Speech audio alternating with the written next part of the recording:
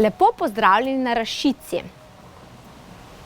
Tukaj stoji spominska hiša Primoža Trubarja, najpomembnejšega reformatorja. Reformacija je politično, versko in kulturno gibanje iz 16. stoletja. In zakaj je to obdobje za nas pomembno?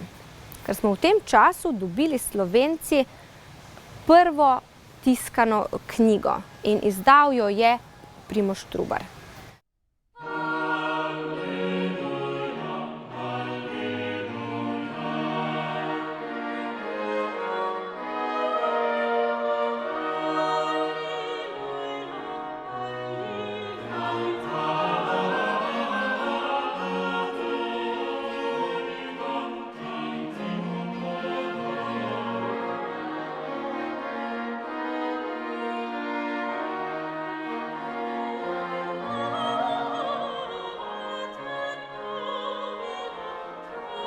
Na ta dan praznujemo začetek reformacije. To je datum, ko je Martin Luther na Württemberška vrata nabil 95 tez, v katerih želi reformo, opozarja na napake takratnih cerkvenih oblasti, cerkve. Trubar je bil pomemben član teh reformatorjev. Veliko vlogo ima pri tem najprej za slovenski narod. Vzpostavil je slovenski knjižni jezik, napisal prvi 2 slovenski tiskani knjigi. Njegovo delo pa so potem nadaljevali tudi te mlajše generacije, Adam Bohorič z prvo slovensko slovnico in pa Dalmatin, Jurij Dalmatin z celotnim prevodom Svetega pisma v slovenski jezik. Vsi trije so nekako oblikovali ta jezikovni kod našega slovenskega knjižnega jezika, ki ga poznamo še danes. Izhajal je iz Erazma Rotterdamskega, da mora vsak človek imeti neko oseben odnos do Boga, osebno vero, ampak to lahko doseže le, če Sveto pismo bere v slovenskem jeziku.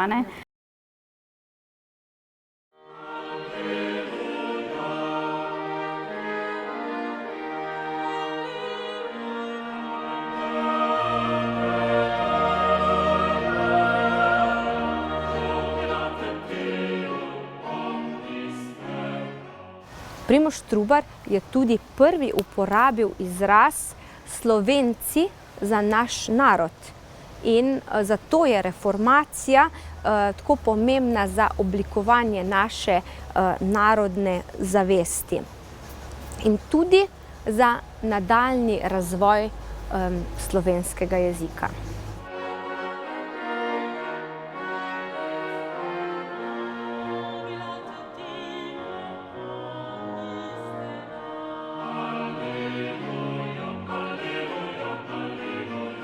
Primož Trubar je v prvi slovenski knjigi tudi nekako s tem nagovorom nam dal ime Slovenci v današnjem pomenu besede. Torej, obstajala je prej deželna zavest, mi smo Štajerci, mi Korošci in tako naprej. Primož Trubar pa prvič nas poimenuje kot narod z imenom Slovenci. Torej, tako kot si pravzaprav danes to predstavljamo. In zato mu rečemo, da je postavil temelje naše slovenske narodne samozavesti. Primož Trubar, ko se je v 60. letih dobil priložnost, da se je vrnil iz nemških dežel, poklicali so ga deželni stanovi, protestanti, da organizira protestantsko cerkev na Slovenskem. Postal je superintendent v Ljubljani, to pomeni škof, in takrat je napisal tudi cerkovno ordnungo, cerkveni red. To je pravzaprav poenostavljeno lahko tudi prva slovenska ustava. V njem razdela vse organizacijo cerkveno, potem kako potekajo obredi. Bistveno je to, da morajo vsi cerkveni obredi potekati v slovenskem jeziku. To je bilo bistveno.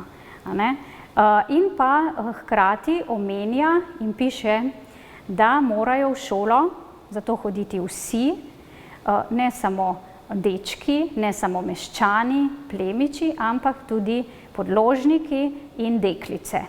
S tem je nekako tudi utemeljitelj slovenske osnovne šole. Trubarjeva domačija je bila obnovljena leta 1986, ker je bila v 15. stoletju cela vas z okolico požgana, požgali so jo Turki, pravzaprav nimamo ostankov iz 15. stoletja, ampak so vsi objekti tukaj zgrajeni oziroma obnovljeni po podobi iz 19. stoletja. Čisto na kratko, Trubarjeva domačija obsega osnovno spominsko hišo, zgoraj je bil stanovanjski del, spodaj mlin. Naglušne, gluhe sprejemamo tukaj in poskušamo, vsaj tisti, ki vsaj delno slišijo, so naši obiskovalci. Za gibalno ovirane potem prilagodimo samo razlago zunaj, ker pač tukaj je veliko teh stopnic, tako da tukaj imamo še veliko dolga do teh skupin. Spominska hiša bo odprta tudi na prazničen dan, zato vabljeni, gluhi, naglušni imajo prost vstop.